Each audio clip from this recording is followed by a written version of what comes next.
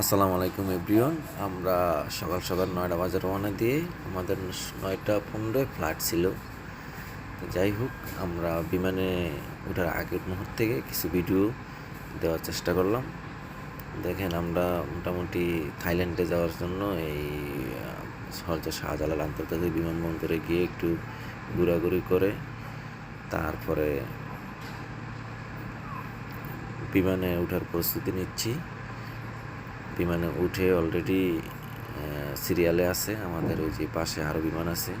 আমরা প্রথমে যাব থাইল্যান্ড, ব্যাংকক থেকে সরাসরি পাতায়া থেকে সরাসরি আবার 2 দিনের জন্য ব্যাংককে থেকে তারপরে আবার বাংলাদেশে 24 তারিখে ব্যাক করছি আর কি। তো সময়ের অভাবে দিতে পারি নাই, তাই এখন দিলাম। দেখেন কেমন হয়েছে আমাদের এই ভিডিওগুলো জানাবেন কমেন্টে। যখন ফ্লাই করে এখনই আমাদেরটা করবে, তারপরে যে আকাশে যখন উঠে ঢাকা শহরটা সুন্দর দেখা যায়। ধন্যবাদ।